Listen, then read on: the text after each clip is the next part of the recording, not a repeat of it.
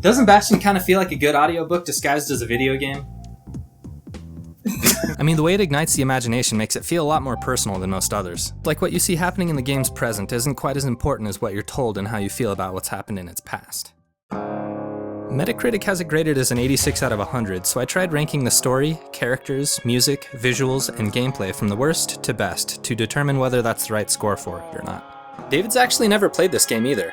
Let me see if I can convince him to give it a try. So you want to give it a Nope. try? Oh, but I'm not giving up yet. Maybe this review will change his mind.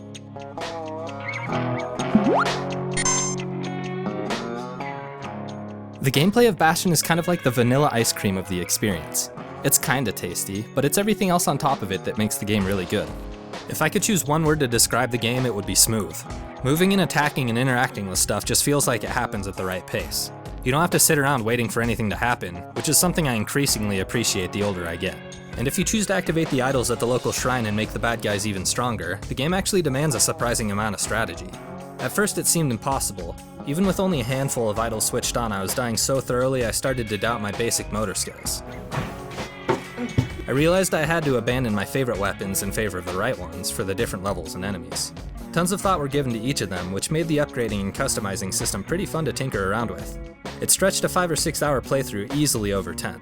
The problem is that even though it can be challenging, it's really only a slightly more involved exercise than hacking and slashing.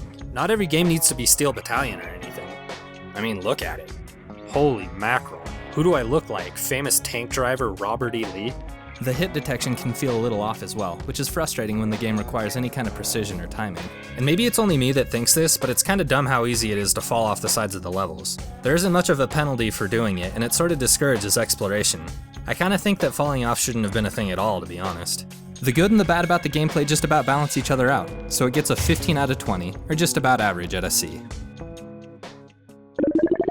The characters are the heartbeat of Bastion. No, but really, meaningful characterization isn't limited to just the main human characters. Each level and their mini-bosses, and even collectibles all have names and stories and personalities unique to them. And there he is, the oldest scumbag of them all, Gershel. The Calamity ain't done much for Gershel's sunny disposition. They always said old Gershel wouldn't go without a fight. That's so cool. Even without ever stopping play, the game gives me a tiny chunk of information that gets me thinking about who this boss really is and what he's done in the past to earn his reputation. He's more than just something to hit with a hammer. He has history, and probably a wife and children. Who's gonna take care of them now? Are you some kind of monster? That's only kind of a joke too. Those are the kinds of things the game has you think about if you let your mind wander. There aren't a whole lot of moments where we see the characters in action, unfortunately. You're kinda left to determine their feelings for them because there isn't any dialogue where they can express themselves. The stuff we do learn about the characters is pretty interesting though. The events of the end of the world are gradually unfolded through the telling of the main character's experiences leading up to and during the calamity. Small and sometimes heartbreaking traces of their past pop up every once in a while that bring the apocalypse down onto a more personal level. Like the crystal barrette that belonged to a girl the main character liked before everything simply just ended. By the way, I love how the main character is only ever referred to as the kid. We see him stoically smash his way through the end of the world like he just picked up a hammer in Smash Bros. But they're easy to miss flashes of childlike vulnerability that bring you back to the reality of the matter. This is the journey of a boy who had to grow up too fast. We have to go. Please. The narrator Rux is decidedly not silent. Like, he never stops talking. And I'm totally fine with it. He's a butter-voiced encyclopedia of a cowboy, and nothing is safe from his best impression of what Morgan Freeman and James Earl Jones' child would sound like if he took vocal lessons from Sam Elliott. He has something thought-provoking or clever to say about almost literally everything, but he could be a little bit too cryptic. There were a couple times when I was left wondering what he was actually trying to say, and some of the wit started to feel a little bit forced by the end of the game. Still, his voice is near the top of the list of things that make Bastion special. But due to the limited amount of characterization that actually happens, they get a 16 out of 20, or somewhere around a high C+. Just like everything else in the game, a single solid concept just wasn't enough to please the developers. No, on top of creating a completely original and hand-painted world, they decided, hey, wouldn't it be kinda cool to have the levels fall into place as you make your way through them? They easily could have been happy with just the static maps. I mean, they already looked pretty sweet. I mean, why not? They had 7 whole people working on this game. Let me re-emphasize that real quick. 7. 7 people. That is unreal. Honestly, some of the stuff they packed into the game is downright audacious for such an alarmingly small developmental team. The carefully crafted environments are almost charming, save for the scattered evidence that an entire civilization just barely met its end right where you stand. What's happening behind the levels is sometimes as interesting as the levels themselves, too. The carefully groomed farmland and architecture in the background gives you an idea of how suddenly the calamity struck. Life kinda just stopped happening, and the world was left to carry on without it. It makes me wonder what other temporary monuments of human life are out there waiting to be found, and I get kinda sad that most of them probably never will be seen. I like that we're left to discover what's left of the world for ourselves before the narrator shares what he knows about it. It's like we're triggering old, forgotten memories that he decides to share on a whim. The game is undoubtedly beautiful, but it can start to feel a bit repetitive. The levels mostly all have distinct features, but the isometric style of Bastion causes the linear layout of each map to feel largely the same. That's why I'm kinda fine with the game being on the shortish side, because it shows everything it needs to without overstaying its welcome. I still wish it were longer though. I wasn't even close to wanting it to end when it did. After all said and done, the visuals get an 18 out of 20.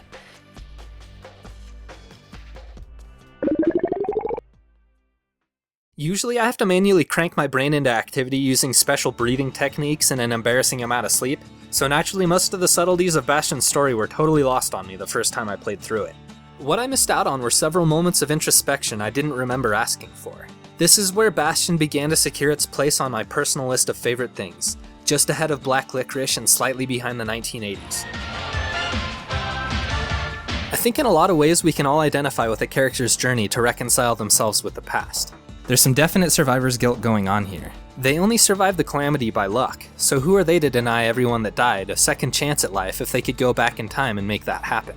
Or would the right choice be to preserve the natural order of time? Maybe they were meant to live and everyone else was meant to die, giving the world a chance to start anew away from all the war and hatred that existed between its people before it ended.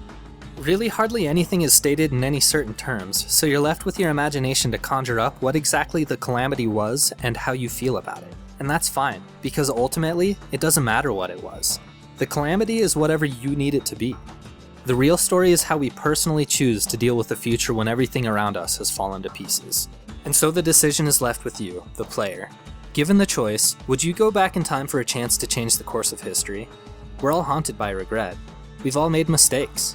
For me, there is only ever one answer to that question, but I won't tell you how I feel.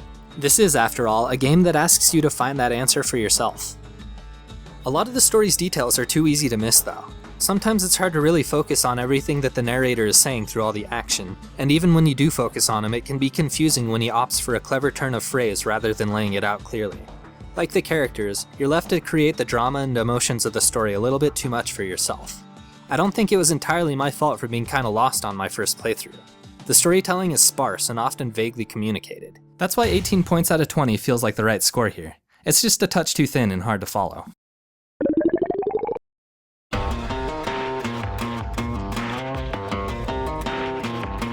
The first time I heard Bastion's soundtrack, I stood up and aggressively high-fived myself because no one else was around, and then sat down to watch the hair on my chest grow as I listened to the song A Spike in a Rail. Darren Korb is responsible for one of the finest video game soundtracks ever, as far as I'm concerned. But seriously, I'm blown away by how good the music in this game is. It carries so much of the weight. It's like an extension of the story and the characters themselves. It keeps telling their tale when there are no more words to be said.